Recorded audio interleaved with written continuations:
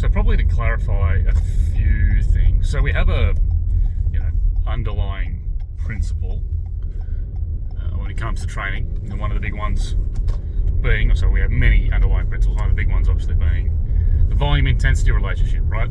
The harder you do something, the less of it you can do. Makes sense.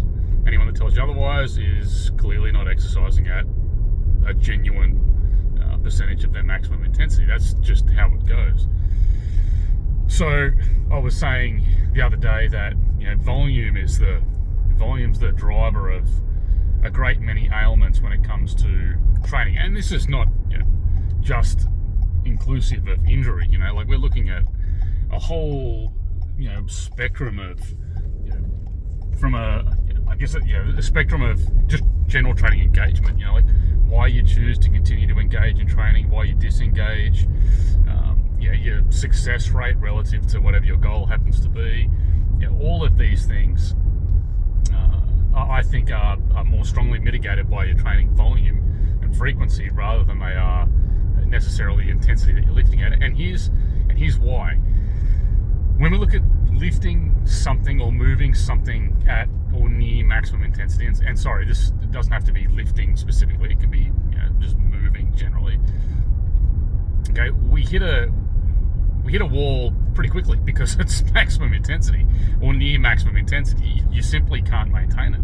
So the body can either do it or it can't, and then when it can't do it, it stops. Now you're going to get a lot of people bark up and down and get their knickers in a knot, particularly around sprinting, okay, which is arguably one of the most, if not the most intense things you can get your body to do. And that might be a completely different discussion to have. But when we look at something like, say, regular engagement in physical training, just at the gym, when we move at a sub-maximal rate, we can do lots of it. That's the whole point of it being sub-maximal, right?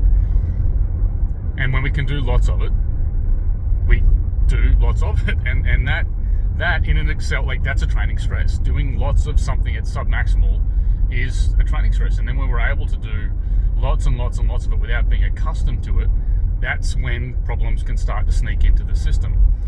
Here's perhaps an easy one to hopefully reflect on, and maybe have a think about the old Couch to 5K, right? So not a bad program, okay, and there are multiple versions of it, okay? There isn't just one magic Couch to 5K program, okay? But the idea being that you're going to go from doing absolutely nothing and then suddenly running your first 5 kilometer. Cool, great goal. If that's what you're into, happy days. It's less about the Couch to 5K, more about the 5K concept. Okay, you go out for a run, and it's the unsung, unspoken, somehow agreed upon without actually having a discussion with everybody and agreeing to it, that 5 kilometers is the minimum distance that you run when you go out. Okay, it's like swimming. You go to the pool, you automatically swim a K. You go for a bike ride, you do 20. These are just unwritten laws. At least they are unwritten laws to me. So then when you decide to go and do 5K, after doing absolutely nothing at all, you can follow a program like Couch to 5K, and that might feel great. Or you can just decide to go out and bash out 5 kilometers. Now, you'll bash out 5K because no matter what happens, you'll get that done at sub-maximal pace. Again, point of sub-maximal pace is that it's sustainable and you can do it. But the body's not ready for that.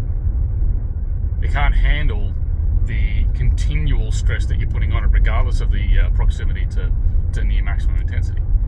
And so you do it again, or you do a modified version, you do it again, and because you're getting a little bit slower, it takes a little bit longer to run, but you still get it done again because it's sub-maximal.